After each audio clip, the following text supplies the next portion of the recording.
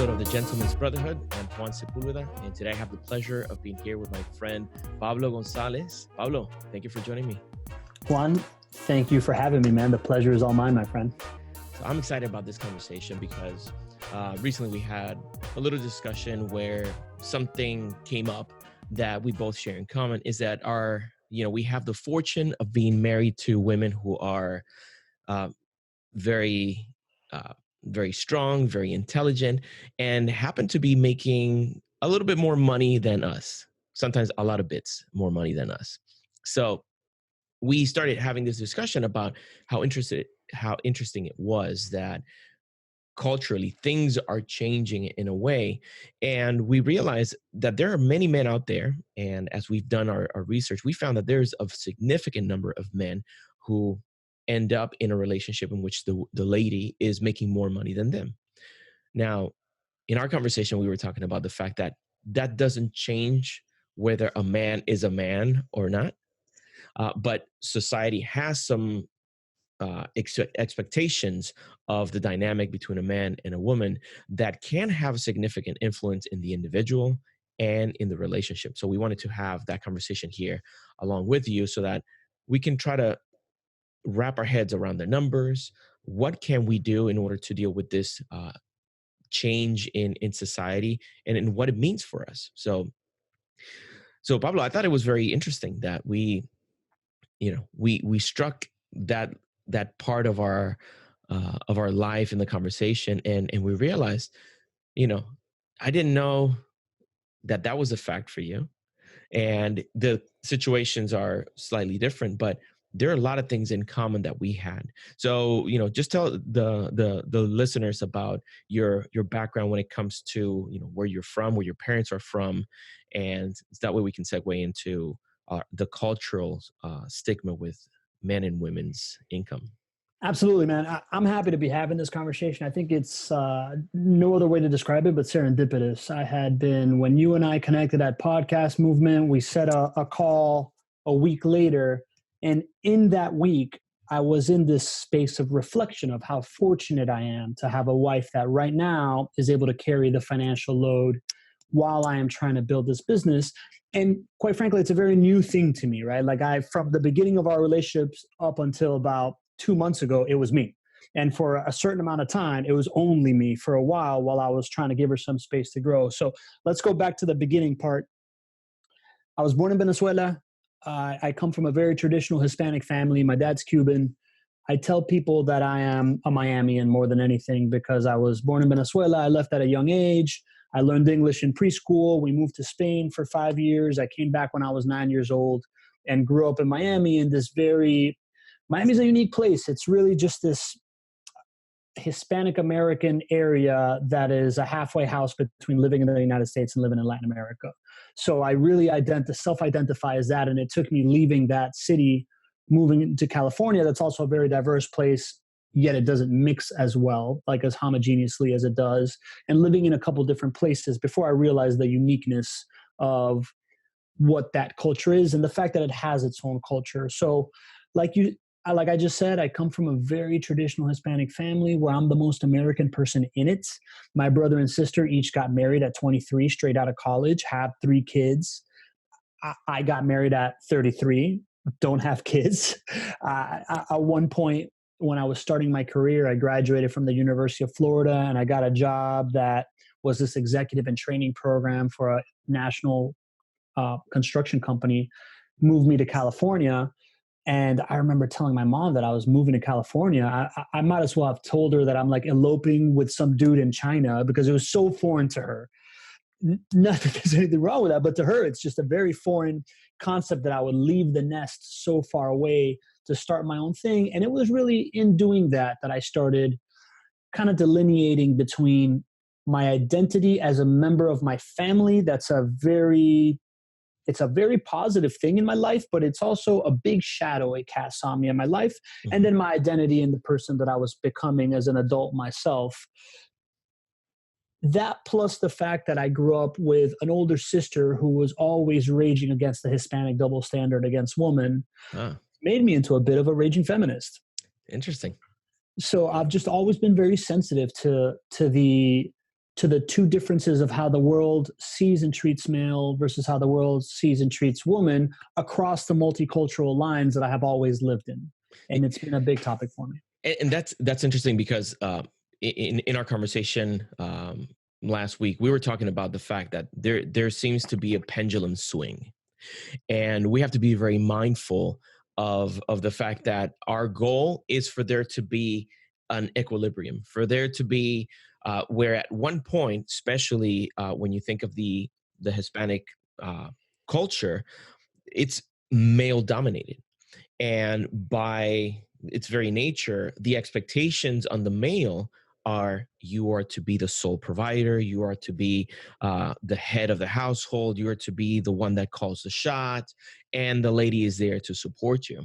Now, that's both a cultural and generational shift that we are experiencing on our own ventures moving into the states. But that pendulum swing that I referred to, um, I I don't think that it would be healthy for relationships if it swings too far back. Which is one thing that I've noticed where there seems to be an animosity or an antipathy against males, and it doesn't have to be that. We understand it has society has been mostly male dominated for countless generations, and there has to be a push to bring fairness into the mix. And we seem to there's a lot of work to be done in order for there to be equality in all fronts when it comes to men and women. um, but for what you have is having that mindfulness that there has to be an equilibrium. We have to be able to form healthy partnerships, and I think that's going to be a very important point in our conversation is like, how do we actually find that that balance, in that sweet spot where nobody is getting hurt because the other person is being more successful. I agree. And listen, I think it's a very universal theme. I think it's just the anytime that there is an imbalance in power, when you go back to when you go back to the rightful power shift, people get stuck in the short-term momentum of it. I don't think it's very different what women are experiencing now in being restored to their true place in society is not very different than the same thing that happens in Silicon Valley, where there's a bunch of really smart guys that grew up being picked on for being nerds and are now in power and therefore have created this just like, I suffered through this, so now it's my turn to take a dump on you kind of culture, right? So Yeah. I think it's a universal thing. I don't think it's exclusive to women, but in the regard of what we're talking about right now, it's very specific to the freedom of information has made it so that you can no longer have this. And I believe this is Brene Brown's language, who I very much respect, right? But she talks about how we've been in this power over dynamic forever. And anybody that has some kind of advantage holds a power over somebody to keep that advantage, fill their pockets, and then like break off breadcrumbs to everybody else. And as information is free, as injustices are no longer super easy to ignore because you can just keep him hidden and keep him under the rug, we're having to figure out how to win with power with. We're trying to figure out how to have the rising tide float all the boats, and that's the long way to win, as opposed to just me standing up here and putting my foot down on you. And that is historically associated with the feminine energy. The feminine energy has historically been associated with the community builder and the one that nurtures people around them, while the male energy has been this confrontational energy. And it doesn't really need to be male and female, but that's just the associations that we have with it, and therefore our gender roles have come out of all this stuff. Yeah. And gender roles in of course in society today are experiencing a tidal shift. It has been uh it it has gone from a very traditional, almost dualistic kind of point of view, where now people are recognizing there are more flavors to this. There's room for more descriptors when it comes to gender and the roles associated to them. And it's glad I'm glad you mentioned that that female energy. Uh, if you think about traditionally from our Latino upbringing, you had the man of the house, and then you had the lady of the house, and you had characteristics, traits, chores that were assigned to each one, and there was very little intermingling between the two. It was frowned upon if the boy is spending time in the kitchen with his mom. And today we recognize, or at least I recognize, and most of the people that I associate with recognize, that there is a spectrum. You will have some males, some men who were born biological male, who have characteristics or traits, inclinations that are going to be somewhat feminine in our traditional perception of gender roles. And are we to, as leaders, are we to chastise them and say, no, that's not what you're supposed to do? You're supposed to be, in other words, man up, Yeah. right? Listen, one very tangible example for me, and this may be different for everybody, but like I think creativity is to a certain extent attributed to the female power. And I remember growing up, I was a natural actor, man. Like I went into high school drama one, and immediately the teacher took me out, put me in advanced drama, and gave me one of the lead roles in one of the plays as a freshman. And I remember my mom not allowing me to take drama the next year because she's just like, "How would you feel if your dad was an actor?" like Ah, that's some kind of shameful thing. I'm like, I don't know. I think it's pretty cool. Like I don't understand where we're going here, yeah, right? But like everything from, I mean, you talk about being in the kitchen, but creativity for there's all these just insinuations and different cues that we take from the ambient noise of it all that isn't necessarily a healthy thing, right? Like it doesn't serve, just like it doesn't serve women to be told that they need to be in the kitchen. It doesn't really serve men to be told that creativity is no place, is not your place. You need to go be a high power executive, and that's not a creative thing. yeah, absolutely. And that's, I'm glad that we've reached that point in our society where we're having those conversations. And granted, we still have the uh, generations that preceded us. They're still among us, and they still have a very influential voice. So there will be that friction between what is expected of us and what we actually accomplish or embrace based on our evolved ways of thinking. Now, going back to the "my wife is the breadwinner" portion of the discussion, we have you and I share that in common. That in this moment, our wives have a more stable or predictable amount of income coming in.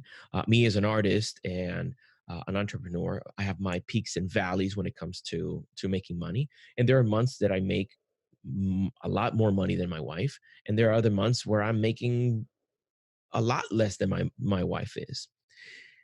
Now, I want to explore a little bit how you felt whenever you started noticing this, because initially, when it kind of started happening, it was it was easier at the very beginning. It was much easier. I'm like, okay, that's fine. Like this is an ebb and flow. Her upward mobility in her corporate job, it was of exponential growth, and it was a very steep curve. So she was growing in the company, and her income was following with that. So now it came to, like, many months went by, and I was nowhere near making as much money as she was. So then things in me, because of my cultural expectations of what the man is supposed to be, I started questioning. It's like, am I doing the right thing? Should I go out and find a job? You know, in making peace with, when we go out to dinner, her paying a lot of the times, like, that was a very difficult dynamic to become comfortable with. Do you find any kind of parallels with that in your experience? Juan, I'm kind of in the beginning of this piece, so I'm happy that we're having this conversation now to set me up for how that stuff's going to feel. I think that I can tell you that I've been with my wife for 7 years, married for a little bit over 5. And from the moment we were married, it was never immediately we went to the same bank account, the same credit cards. We never had this like separation of whose money is whose. But I can tell you that I psychologically definitely felt a sense of entitlement of like, man, if I want to take a surf trip to Costa Rica with my buddies, like I think I'm entitled to it because I'm winning it, right? So I'm kind of seeing I, I see how that could creep in on the other side, and on the same side now that I'm not the one that's bringing in the dough, as one would say, I, I feel a little bit of I would feel more guilty planning something purely for myself to enjoy myself. That being said, I have had this vision of my wife needs just a certain little bit of push. And we talked about this, right? Like I see her as a more talented person than me. Like I see her as somebody that she's an incredible architect. And where she was struggling with was in self-worth and understanding how to really get the most out of that. And she just needed to find an environment where she could succeed. At first, I thought it was going to be entrepreneurship.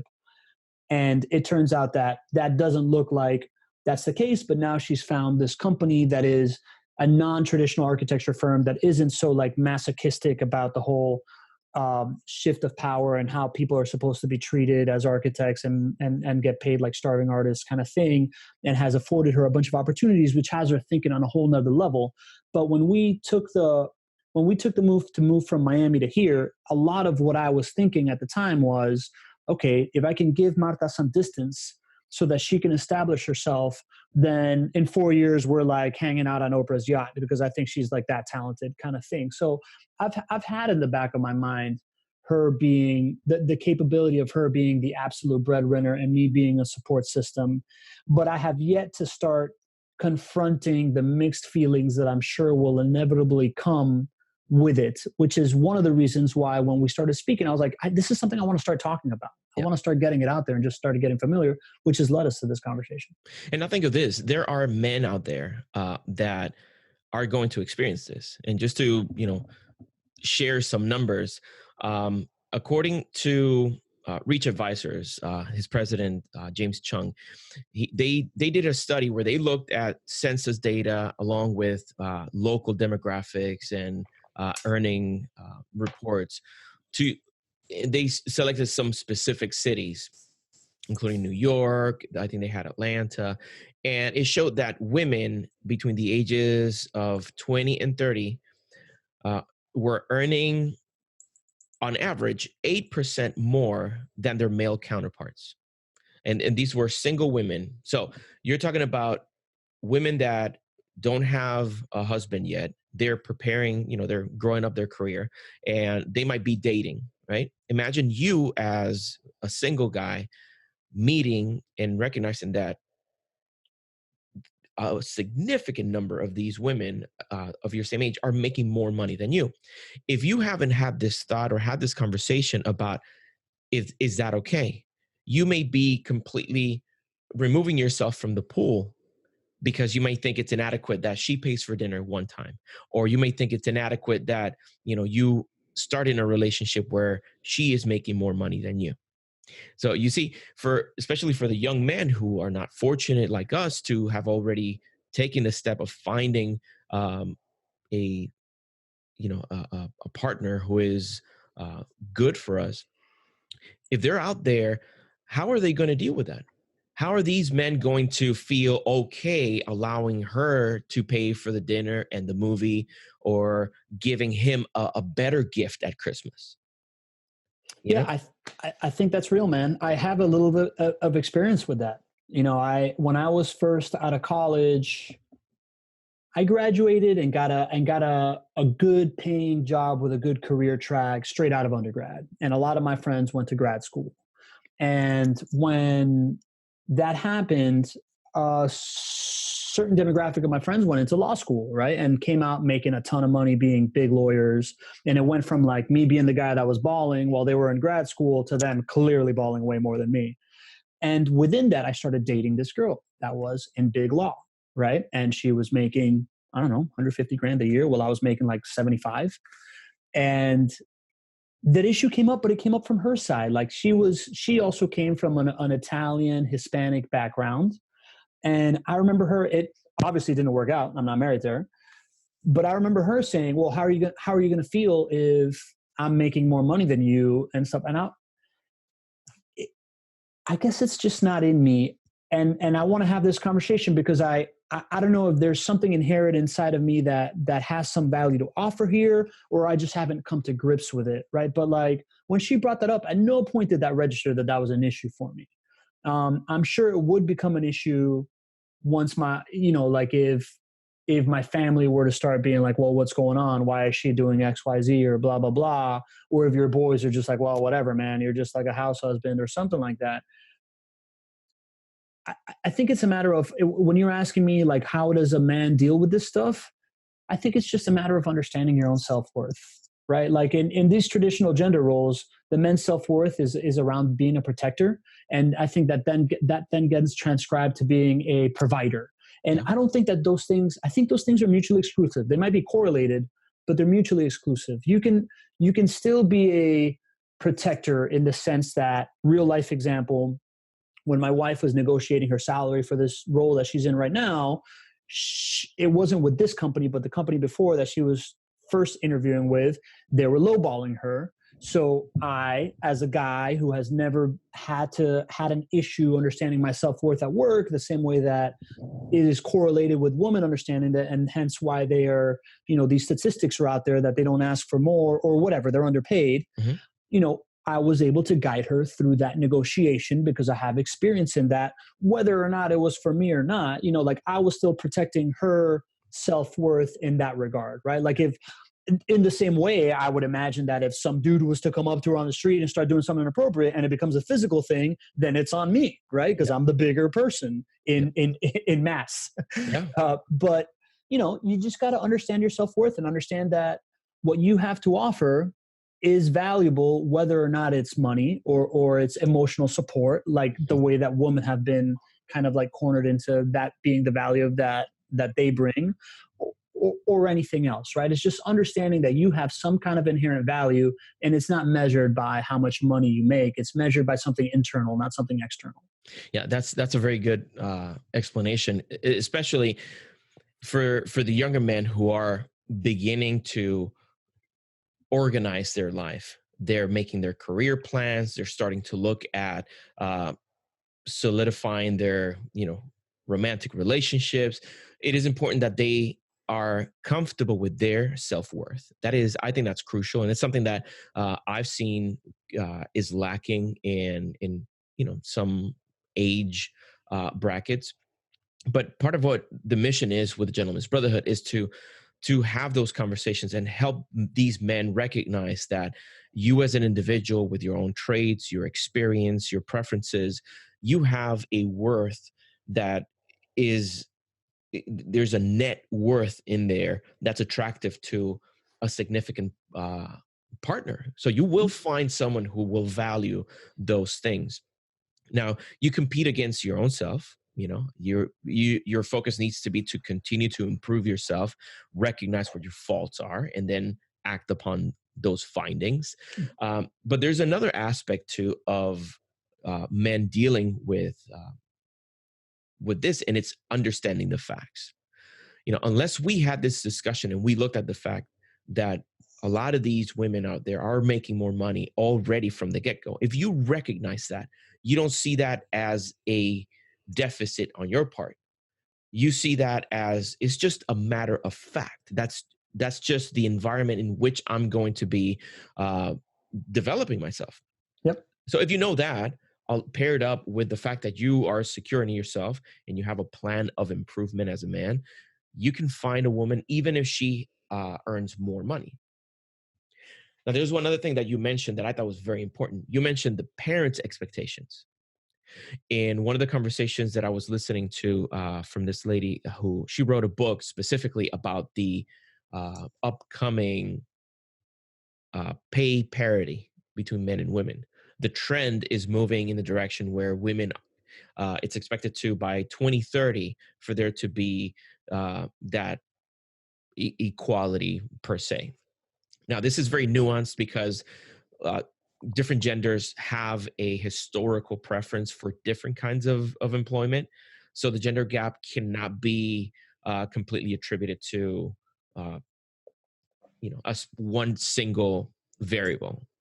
Sure. But anyway, in what she was writing, she was talking about the fact that one of the current most damaging influences were the expectations of the parents of the spouse. So you have your in-laws, perhaps having a perception of you as a slacker for not making enough money as the girl. Yeah. And think about that. Growing up in previous generations, they're nurturing this little girl. They want her to find a man who is going to take care of her.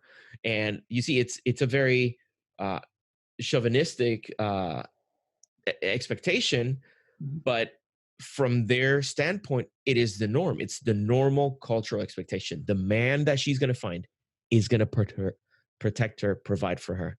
So you have that immense amount of pressure, and then again, information becomes your shield here. It's true. It's true. And I don't know how much information is going to help somebody change a narrative that they've been telling themselves their entire life, right? Sure. So in that regard, man, I honestly think that acceptance of it from the from the son-in-law is going to be a big part of it, right? Like it's just being able to like going in there thinking that you're going to change the perception of somebody that's been telling themselves that my little princess is going to find a prince forever. Yeah. It's going to be really, really hard, man. I remember my cousin. Again, I'm the most American person in my family. I was really fortunate that we left Venezuela really young, right? And with this whole mass migration of Venezuelans, I've had my cousins get put in very hairy situations. And one of my my best friend in my family, he was in this period for a long time where he couldn't really legally work, and he was hustling and doing a million things and whatever. And he fell in love with this woman that also Venezuelan, but she was here legally and was in medical school, so she wasn't making money either. And he told me that when he asked for her hand in marriage, his now father-in-law sat him aside and said, "You know what? How old are you?" And he's like, "Oh, I'm X, right?" And he's like, "Well, at your age, I had started two businesses. How are you going to provide for my daughter?" And it was this like really soul crushing conversation for him that he just had to swallow, man. Like he had to sit there, be comfortable in the fact that, like, you know what, man, I don't have that answer for you, but I can tell you that whatever is going to happen is going to be for the best of your daughter, because that is my intention. And now they have a beautiful family. Like, I'm actually getting choked up thinking about it because he went through so much pain with it. But now they have this beautiful family. She's a doctor. He's in construction. He's doing really, really, really well. And he has shown me so much in his like grit and resilience. But man, that's a hard pill to swallow when someone tells you something soul crushing. And it's part of that perseverance that you need to have, and understanding that things are changing. People are stuck in the stories that they've been telling themselves their whole life, and their story doesn't have to be your story. Yeah. Yeah, and that's very, very good advice there, because measuring yourself based on the success of other people can be so toxic in an individual's development. And as creators, we inevitably are going to look at other people and where they are in their career. That is, like, almost by definition, one of the things that we do whenever we're involved in social media, involved in public speaking, these sort of things. Uh, but it takes a special kind of training for you to be able to look at that and transform that initial visceral reaction of, oh man, they're doing better than me, and changing that to fuel, changing that to an actual motivator for you to actually become better. And in the event of a young man who is ready to settle down and find a wife who will accompany in his journey through life, um, it would be very important for him to be, and I keep on going back to mindful, because it is such a crucial part of being able to succeed. Recognizing, like being aware of what your mind is telling you, having your mind attuned to understanding this is what I felt, but now through my cognitive abilities, I'm going to do my very best to, utilize that thought and change it. Growing up, w- you know, I was born and raised in Puerto Rico. So not only, I spend 20 years, my formative years were spent in the island, where that narrative is constantly drilled into you. The man is the provider. You need to be the head of the household. And I had, I was very fortunate. My father had a business. So he spent a lot of time outside of the house, you know, earning the living, bringing home the bacon, as they say. And I spent a lot of time with my mother. And my mother, I remember that in several occasions, she mentioned to me that she wanted me to be the best son in law a mother in law could want. That's a very specific want for a kid. Yeah. Yeah. And part of how she mentioned is she would highlight some things like, you see, there's no reason for me to do all of this by myself. You also eat. You also wear the clothes. I need you to be a part of this. Be helpful, right? So it was very positive for me to have that kind of influence where I could see that I was still nurtured to be a man. I wasn't brought up to be a woman or anything else. I was being brought up to be a man and secure in my own masculinity, but still be able to do some of these tasks that were normally relegated to the feminine gender. So doing dishes is okay. It won't make you less of a man. If your wife cooked, for example, and you do the dishes, that's perfectly fine. Even though some people from older generations or different cultures would frown upon that, Yeah. right? It sounds so obvious, man, but like I hear you telling this story and I'm like, I know exactly what you're talking about, right? Like it's one of these things. I think that in that it goes both ways, right? Like I think that you also have to, I guess what I'm trying to say is that the older I get, the more I realize I'm like my mom too. While I grew up just wanting to be like my dad, and you have to foster that stuff, man. Like you have to like really nurture that piece. And I love to give my mom the feedback that this whole networking, sociability thing that I have built my life around comes from her, right? While I was being raised to be a high powered executive like my dad, who is my hero and I adore him, and what I love to compliment my dad on is his ability to evolve, right? Like my dad, came at 15 years old from Cuba, kicked out of his house because the government took over, man. Like, think about how much of an angry young man you were at 15, or how much of a vulnerable young man you are at 15, and how pissed off you would have grown up to have that chip on your shoulder. And he has evolved to be, I mean, I always saw him as a caring person, right? But like we always used to make fun of his crankiness, right? and and he's evolved to be this like, very reasonably open-minded person that whose opinions have evolved through the years. And I love to nurture that in him, just like I love nurturing in my mom that, mom, while I have only known you to be a mother and a carer of a household, you have all these amazing qualities that could have made you the top salesman for Procter and Gamble worldwide, kind of thing. Like, and I think you gotta change those perceptions, not just from you down, but you have to also start working it on the way up too, and highlighting these traits of just like, yeah, we live in a different world. And it may be because that's one of the things that I struggle with, right? Whenever I'm making this like move that is not in line with everything that's always been expected of me, my mom likes to go to this place of, I'm just raising you the way that I was raised, and because it works so well for me, I just want you to be happy, kind of thing. And I'm like, you're right, mom, and I don't judge that at all. Like I respect that. Like my grandparents did an amazing job with you, and that was what was needed in the times, right? Like that was the structure in which you grew up in.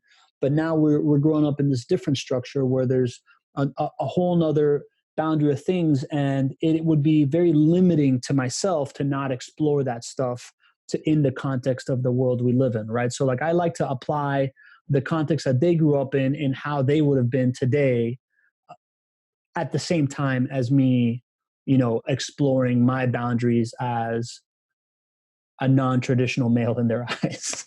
That's a good thought experiment, because you you're able to like take a step back and see, okay, these are the characteristics that they had, these are their traits, this is what makes them. Apply to a different kind of profession, apply to a different kind of environment, they would have been able to do this or that.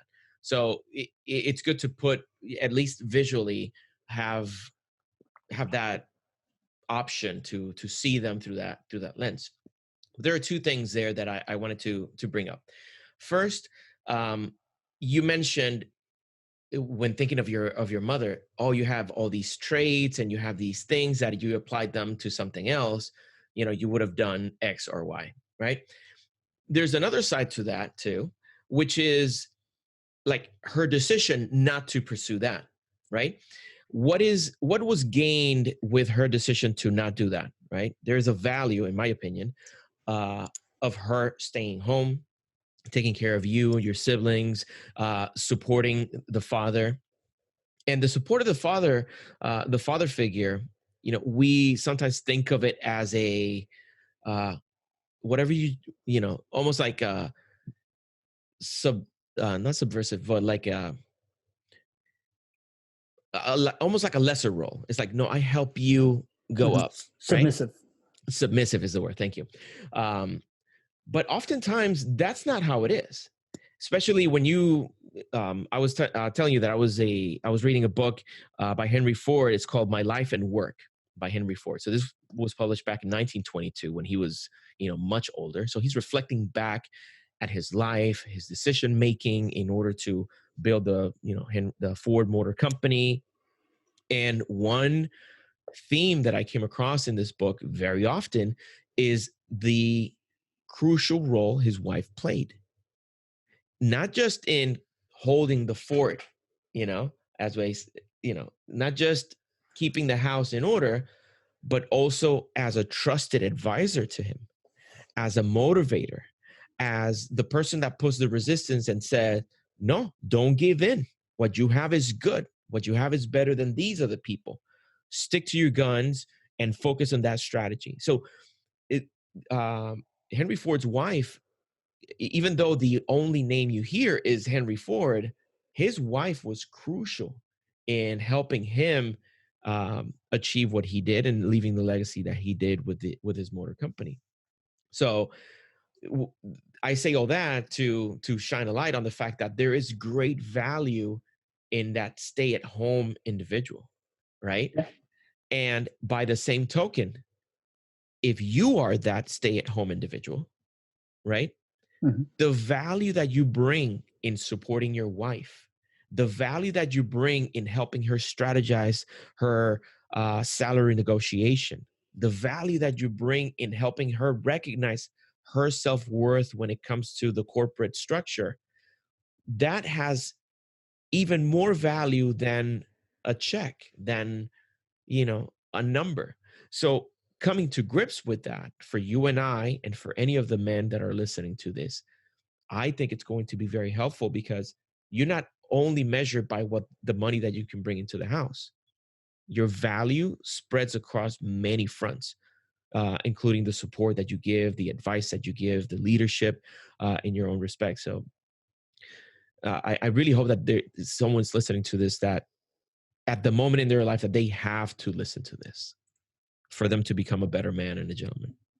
I mean, it's count me in for that, right? Like I'm listening to this for me at the moment. I need to be listening to this, right? Like I'm going back and thinking, yeah, man, that's all true. And I keep going back to I keep going back to the idea, right? Like I had a watershed moment where my wife absolutely gave me the right piece of advice. And I think that she's had watershed moments where I've given her the right piece of advice. And it all comes down to, you spoke about mindfulness. And to me, mindfulness is one subset of communication. To me, mindfulness is how you talk to yourself. And then it's how do you talk to the people around you? And there is no more important communication pattern than the one that you have with the person that you have planned your entire life around. So it moves into this space where it's understand the conversation that's going on inside of your head and how you're talking to yourself, and then understand that that person that you're living with isn't having that conversation with you, and you need to communicate that conversation with them so that you can each move through these tricky steps and around each other's boundaries, because at the end of the day, it's all about having the proper boundary that you have. Right? I heard a great quote again. I think it was might have been Brené Brown again, talking to what's the guy, that British comedian that's like, all right, bro, Russell Brand. Uh-huh. They had a great talk about boundaries. He said that the perfect boundary is the exact distance from where I can love myself and love you equally. So being able to establish a communication pattern where that boundary is kept, that you can love yourself and love your spouse equally, as long as you keep that, you can navigate all these hard waters and all this noise and all these external expectations and all this inner talk that you're having with yourself, as long as you're able to hold your boundary and hold the other person to their boundary, which at the end of the day is that great piece of advice that you have to offer. Absolutely. Uh, I love that. Communication is key. And you hear that all the time. All through life, you hear communication. It's is the foundation of any good relationship, whether it's a business relationship, romantic relationship, or anything else. But in this case, and you brought up a good point in the notes, that being proactive in communication. Now, for the gentlemen listening to this, that they're still building their lives, still forming that foundation upon which they will construct the rest of their lives, this is one thing that I think, if you take no other action from this conversation, improving your communication with your partner is going to be the number one thing to follow, especially being proactive in that communication. Finance is the number one source of divorce. It's the catalyst by which all other problems are amplified. And if we are too demure about talking about money, or if we're too secretive about the money, or having those straightforward conversations, then you're just allowing this insidious current to drift you into what ends up consuming most people that end up in divorce. Like, you have some bitterness that grows out of perhaps that inequality in income. You may have some resentment because you get to stay home and spend time with the kids, and I don't. I have to go out every day and work, and I'm missing all these highlights of our kids. So if those conversations aren't had, and you don't have that openness to discuss, listen, I don't like this part of the dynamic. Is there a way that we can adjust our lifestyles to make up for that void? Those are compromises that are going to pay incredible dividends in the future.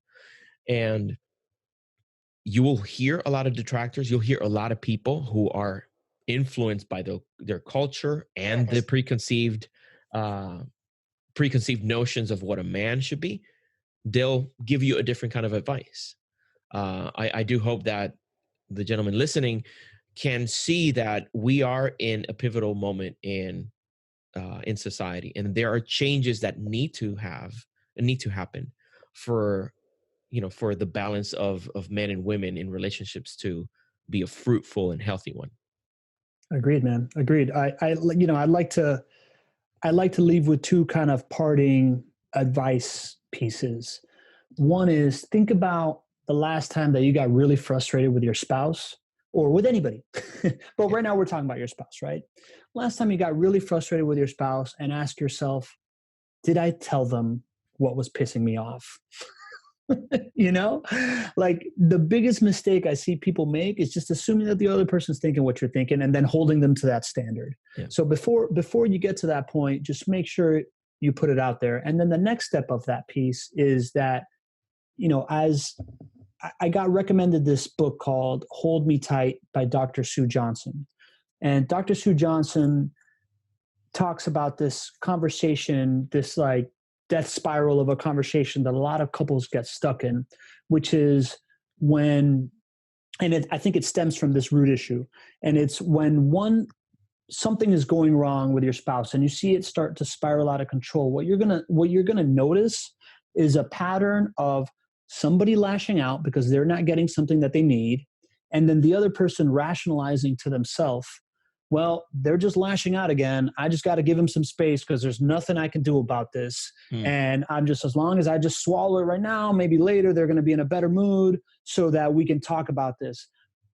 If you find yourself in that pattern, you need to very, very specifically ask yourself, what is the root cause of this? What am I not providing that's happening here? And stop that pattern, right? Like stop it, and you don't have to be like, no, shut up, but you have to say, let's talk about what's happening here. Not let's wait until she's cooled down, or let's retreat some, because the more you retreat, the more that person's going to lash out some more.